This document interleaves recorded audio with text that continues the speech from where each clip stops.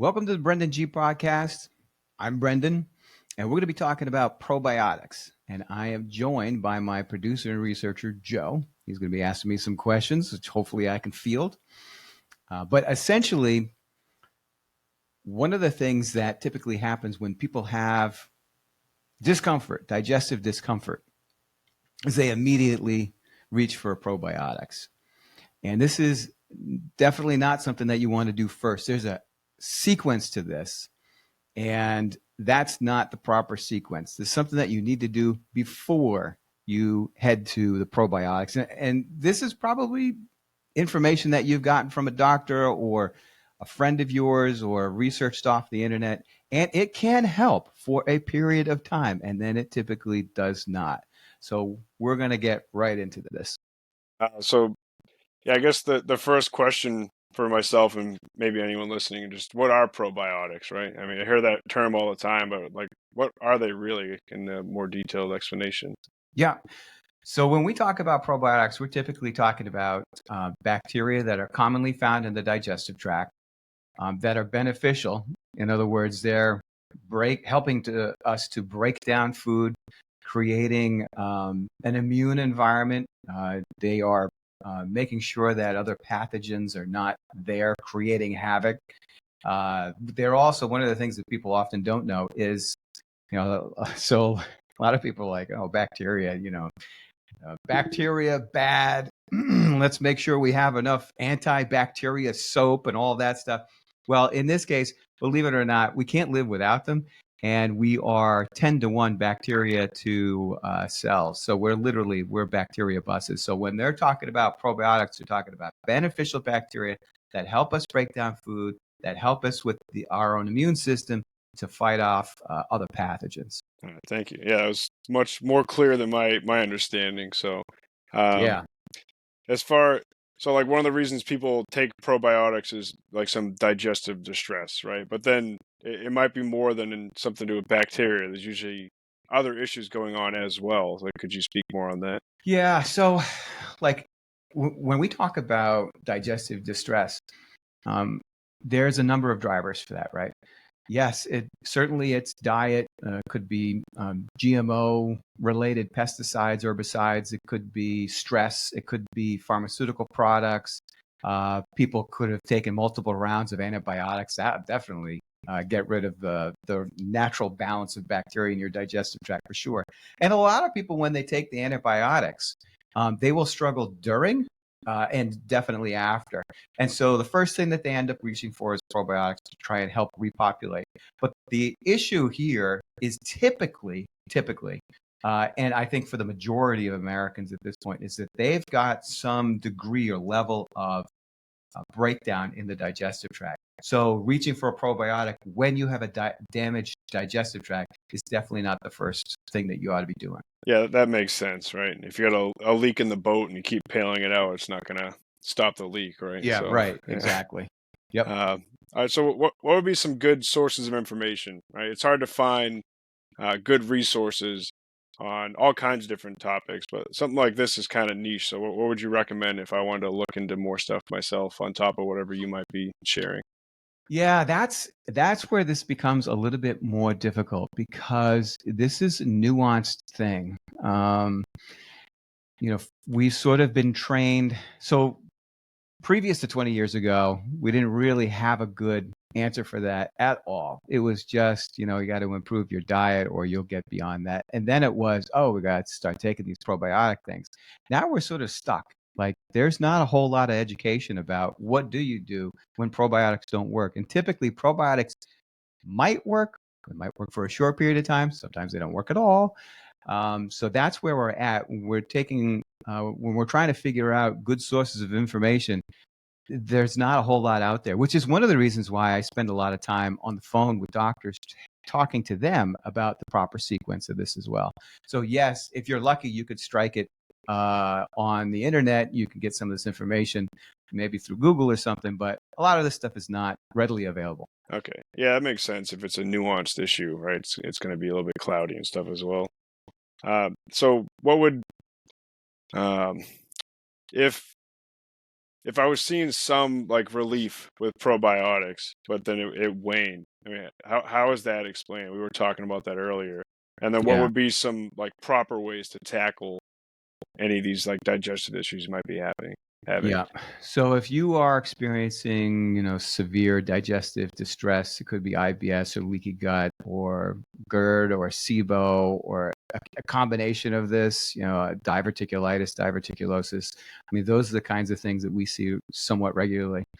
Those individuals need to be looking for a supplement that promotes coating of the digestive tract, a natural anti-inflammatory, and some building blocks for repair.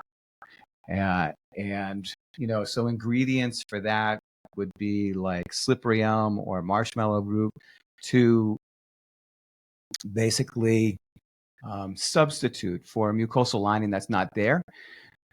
Building blocks for repair would be an acetylglucosamine, which is an amino acid, or glucosamine, both really good. And a natural anti-inflammatory like quercetin, that would also be really important too. Those are pretty much the main ones. There are some additional ones, but those are the main ones. Okay, well, so I guess this is some good information right here, right? This is a resource people might be looking for just if they've been trying probiotics and not having any results. Now, if Yeah, and let me just interject. yeah, That doesn't mean that probiotics are not part of that repair process. They are, but it's just not the first thing that, you end up reaching for. It's like uh, if you've got a huge cut on your arm, yeah, Band-Aids are important, but you might want to stitch it up first. This is a little bit like that same process. that definitely well, that's good to put in. Thank you. Right, it's these are very complex topics. Now, if I'm having some symptoms, like first off, what would be some symptoms of these like digestive tract issues? Yeah. And like now, Um, would that be leaky gut, IBS, or like all the above? yeah, and this quite possible somebody's listening to this and doesn't know what those things are either. Leaky gut is the breakdown of the digestive tract. The digestive tract is made up of epithelial cells, and they're sort of stacked together like Legos. And then there's these channels in between called J channels, and those things can be compromised. The epithelial cell wall itself can be compromised. That's sort of textbook leaky gut. Diverticulitis, diverticulosis, that's when the damage has gotten so bad that instead of having a wall, there's like pockets that develop and stuff gets stuck down in the pockets, and it can create a lot of pain.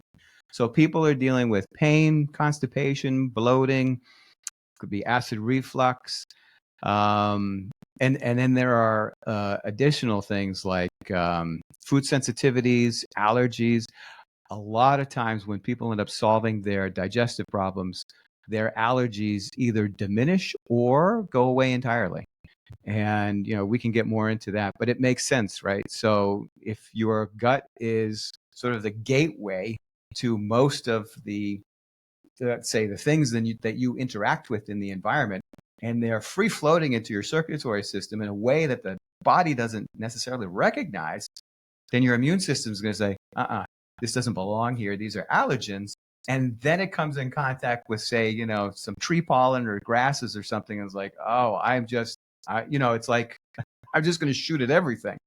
And then your body is overly triggered, let's say. And so once you solve this problem, a lot of other autoimmune related issues go away. I bet a lot of people will be happy to hear that. I don't have allergies too bad myself. I've gotten them occasionally, but I know people that have the seasonal, like the spring pollen. It's just look like Yep. you got stung by a bee almost. They're so stuffed up. Um, so You must have good gut health.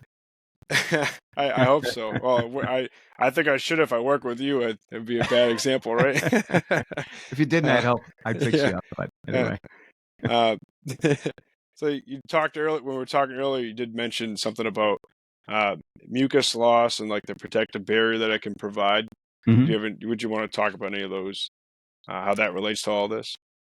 Yeah. So a lot of people don't realize that the body does create a mucosal barrier down the digestive tract, and it's to protect not only your own cells, but it's to create a barrier between you and pathogens. And pathogens could be anything. They could be bacteria that you took in that are deleterious, bad acting bacteria. It could be just straight up germs, things that would cause a common cold. They could be candida, which is a yeast, yes, but when it gets into an overgrowth scenario, they start to create lots of problems. It could be mold, it could be parasites.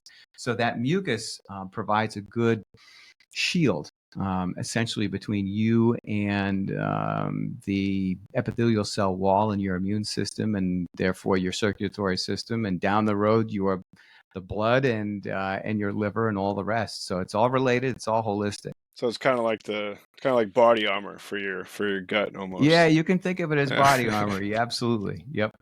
Yep.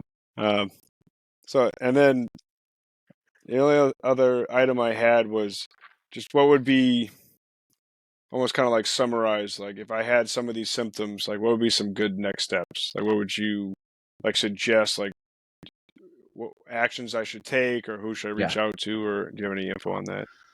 Yeah, I mean, I think you want to identify the drivers. So whether if it's poor diet, remove the sugar and carbohydrates to the best of your ability. Um, you want to choose a supplement that has some of the ingredients that we had touched on. That's going to be really critical. If you are dealing with a certain amount of stress or a high degree of stress, you want to do things that decrease your stress, and that could be a whole podcast into itself. But stress does drive things like what we talked about before, like candida population. It drives it up, and it also screws around with your cortisol levels, and that can have a negative impact as well because cortisol is tightly connected to your immune system. So those are the things that I would take as first steps. And if you end up addressing those properly, right, you will end up repairing your digestive tract to a good degree. Then you can start thinking about reintroducing probiotics.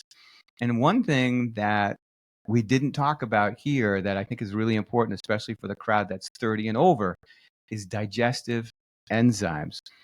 So when we take a look, so I've thrown in like this third leg of this stool, right? When we're talking about like these supplements that help to repair the digestive lining, because everybody knows about probiotics for the most part.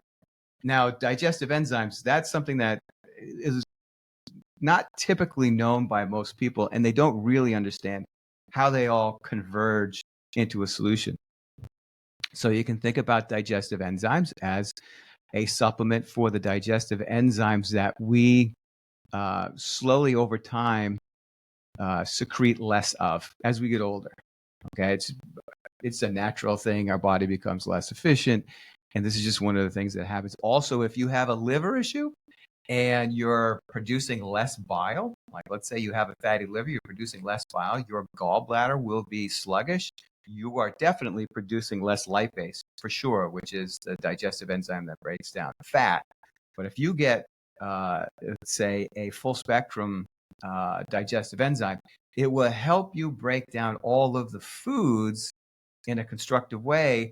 Those macromolecules get broken down into micromolecules that will better feed the beneficial bacteria. They will get involved. They'll start to secrete their byproducts, and that could be K2. That could be certain vitamins and minerals. It could be serotonin.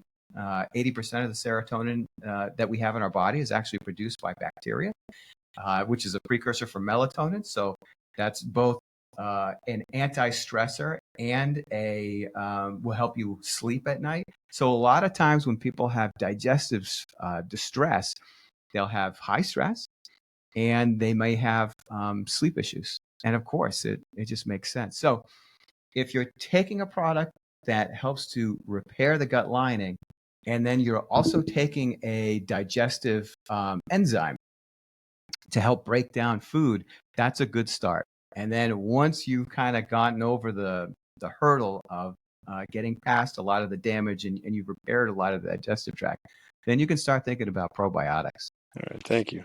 So for What about like dosage? Like, could I just go over the counter to get a digestive enzyme and some of the stuff that might help with my digestive tract issues? Should I talk to a doctor? Like, what would be the best course of action?